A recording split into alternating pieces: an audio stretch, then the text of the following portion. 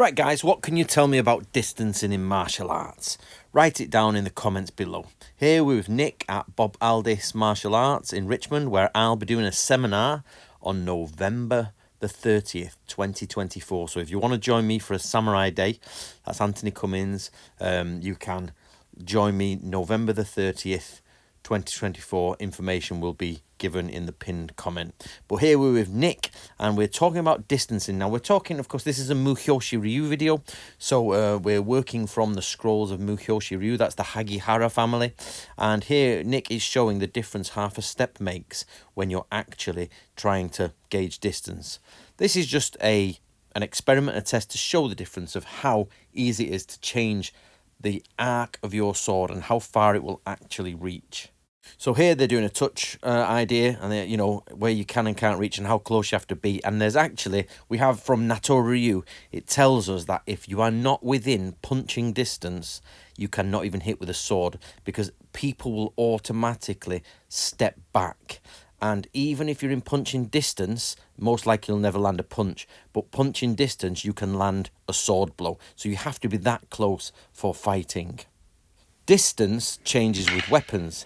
Here you'll see Neil Hurst, one of my students, working out the distance on a spear move, which we're actually working from one of the oldest scrolls of Japanese swordsmanship.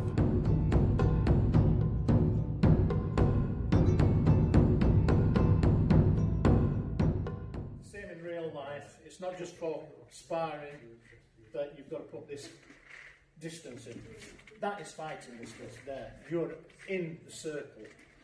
This distance, I've got my manoeuvring distance. So, first part is distancing.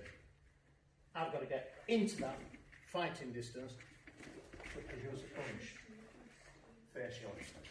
Same as if I've got a sword, I've got to get to that distance where we're both stood there. Imagine a circle in between us. You step into the circle. Now, she's got the ability to attack me. You step and punch. So that's her distance. But here, we're not just going to do it linear, we're going to go in the round. So I have to seek out the person that I'm going to attack. And what is the best time, what is the best distance, and what is the best target. So I'm going to go 1, 2. Now I'm at this distance where I know I can throw a punch in. Can I? 3, in. Right? It's the same as if at this distance I can open the target up. He can respond to him. It's like giving me shoulder. So from here, Jamie's going to do his part in it. So Jamie, you'll respond. I'm going to respond in turn. Jamie's there. Bang. In. Same principles are what we're reading about. So distancing. I can't just cut from here. I've got to be able to get into that fighting arena again, to the point when I can go in and cut my target. Thank you to Neil there, who was he's one of my students and he does karate up the top, but he comes to me for his Natori training. Now we've moved on to Jeff here.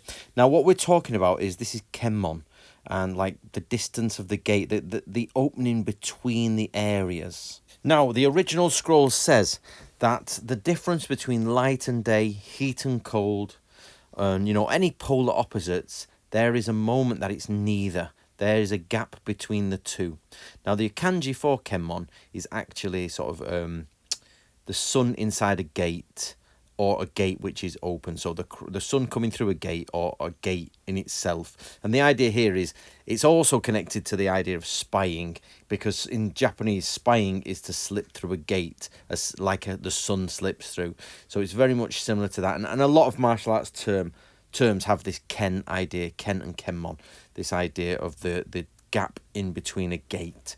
So what we find between night and day, silence and volume, there is a gap. That's that split second between when somebody inhales breath and sound is about to come out, when the dawn is just rising. It's neither dark nor light. And this is what you're waiting for. Now, you see the two chaps here on the screen?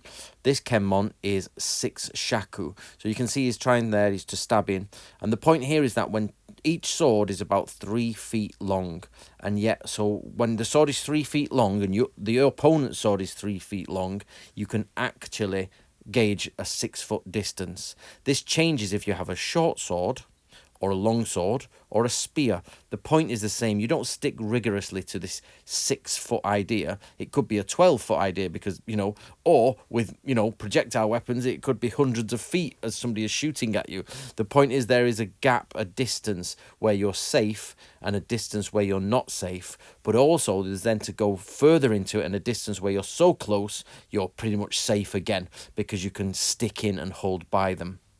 So, the original author, Hagi Harajuzo, tells us, he says, this is not quite so easy to master. It sounds easy, but it's not. And he also talks about circles and arcs of the sword. But the basic idea here is just the distance for getting in, the distance for understanding.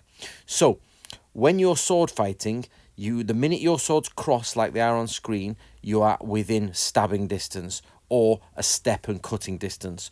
Once those swords disengage past their points, it'd be very hard for either of them to lunge. This is why we have a lot of feints in Japanese martial arts, putting your shoulder forward, like Neil spoke about earlier, or giving some sort of target or the idea of your hands out, but they're not really. It's a feint. It's a law to get people in close. Now, the moment both of you break off, then the distance is null and void, but you then have to re-gauge into that circle of fighting. So the question is, in a real fight, how many times do you cross that circle inside? How many times do you step inside the danger zone? I once went to a seminar and sang The Danger Zone when I did this from Tom Cruise's film, and nobody received my joke very well, but I personally love dad jokes. Welcome to the danger zone. No, I called it the Tom Cruise move or the Top Gun move. You're in the danger zone. But nobody seemed to go with it. But I'd like it to get out there in the martial arts world. Let's try.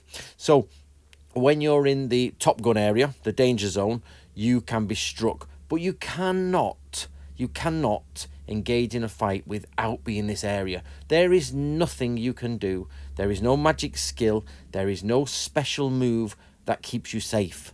That is a ridiculous idea that you can just be safe in martial arts. You are not going to be safe. And some samurai didn't want or need to be safe. Many warriors in the past have tried to kill the enemy without fear of themselves dying and often succeeded or been killed. Look at the First World War people where they just marched in droves onto machine guns, it's that mentality when you get like people who are going to blow other people up but they kill themselves at the same time. It's that mentality. So some samurai would have that mentality, and that's where you could be on the end of that. It doesn't matter. They will just cross your kenmon. They will cross that distance instantly and not care. It's up to you how you get out of it. So we're going to leave Jeff here and his crew there, and we're going to move on back onto Nick in Bob Aldis' dojo, and here they're doing some sword techniques, so for distancing and trying to get the distance right. They're only doing it with bokkens and pieces of paper, and they've got to cut the paper down, and you see there with his bokken, very well done. I think from this distance they're using bokkens, but I think so.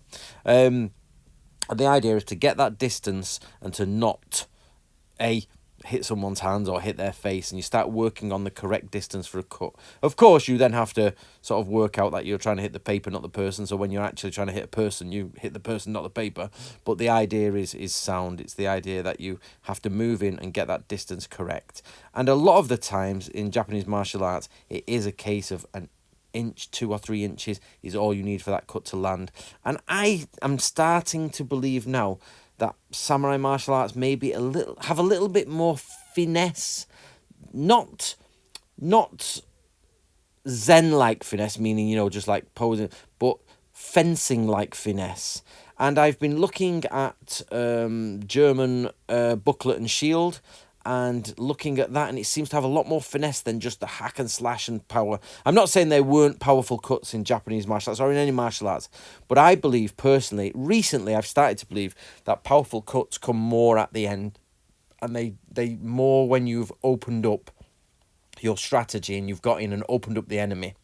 So we're looking at different ways. I am looking at different ways that the Japanese sword was used. And one of the basic concepts is Kenmon. Okay, Kenmon. Now, if you want to join me, you can do. I will be at this dojo, which you see in front of you, on the 30th of November. It's in Richmond, Michigan, the USA. So please do come along and have a go with me. I shall pin some information at the top of this video.